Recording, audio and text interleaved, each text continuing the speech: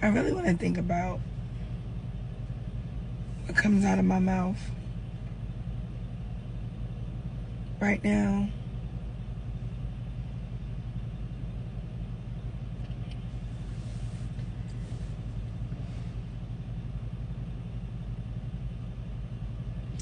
You know how, I don't know if this is your story or if you could relate.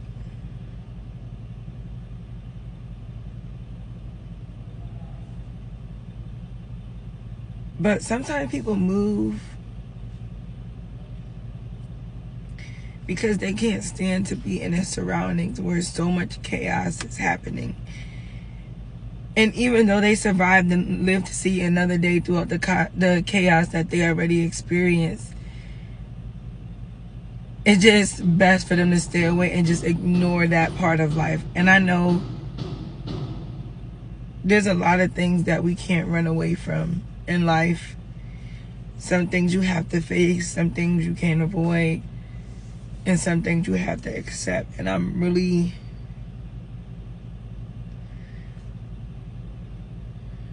I don't even cry like that, y'all. But this, I just can't help it. I'm tearing up. The other day when I was driving Uber, I had these riders, and I'm so childish and playful at heart. Like,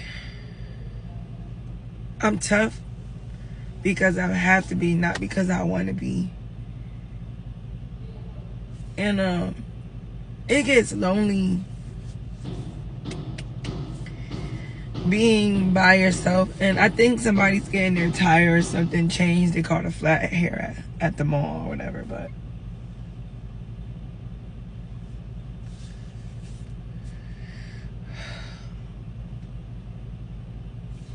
it just gets hard to keep going, you know, when you hear bad news. And today, my chest feels so tight. I had to reach out to my very first childhood best friends, and like to confirm if the news that I saw on social media was true, because I don't like all that attention stuff. You know, I had to know verbatim from somebody that I know. So I contact my friend and we just talking. I had to just tell her, like, let her know right then and there I love her. Like, it's hard for me to show emotion towards people due to the fact I lost my people. And it's not that I'm being selfish, but losing a mom and losing both of your grandmothers back to back, and then so many other family members or, you know, friends. Like, my brother lost his best friend, got murdered right in front of him. And just knowing what you know, like coming from the environment that I come from, on top of like natural, you know, causes, and then having to deal with evil-hearted people, you know, I had to leave home. And every day that I wake up, I don't always have the best starts, you know, but today I forced myself to do this. I forced myself to get in front of the camera and force myself to be comfortable, even though I'm not where I want to be, because I have to start somewhere. And the thing about grief that people don't tell you, right, is that when you think you're getting over something, there could be something that happened that's totally out of its way, out of the situation, and it triggers a whole nother side. And today, I'm experiencing that. Like, I'm such a dreamer. I'm such a believer in reuniting and stuff like that. I didn't go to my high school class reunion after the 10 years and stuff like that, because I was going through a lot of stuff already in my own life, and it just wasn't the time. And I was so bummed out about it, how I didn't get to see my classmates and say certain things to them that I've been holding on to since we graduated, or even before that. And the space I was in at that time, I just couldn't go. My life was hell. Like, I can't even explain it, you know. And I've always beat myself up about not showing up, but today,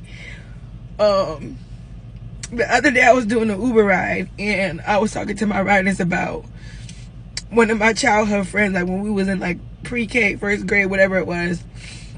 And I was telling them like how I couldn't wait to get older when I was a little girl. And I'm choking up because this is a couple of days ago. And I'm telling my riders like, oh, I used to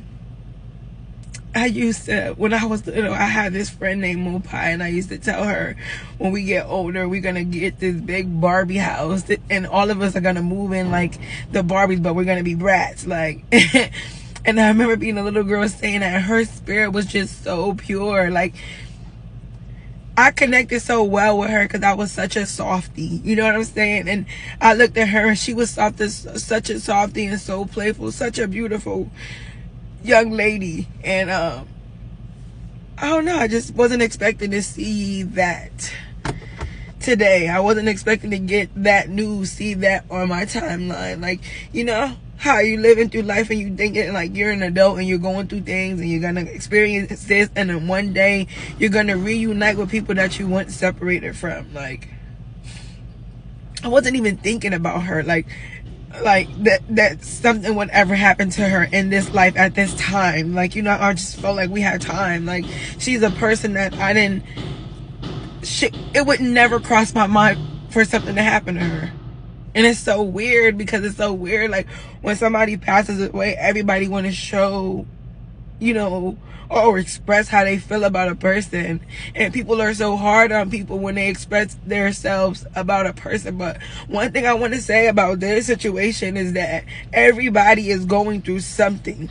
Like, don't think that people don't care because they're expressing something now. They're probably already dealing with some stuff already. Like,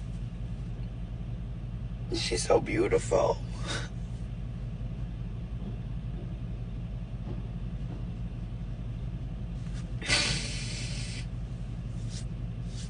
It's like you want to accomplish life and you want to come back home and you want to show people how well you've done.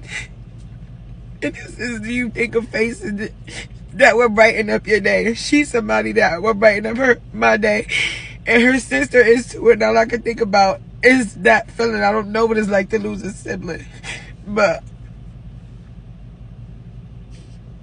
I'm sorry. I just had to express how I feel. Because before I moved down south, her sister was one of the last people I talked to before I left home. And I remember crying my heart out to this girl. And now she don't got her sister, and shit is bothering me.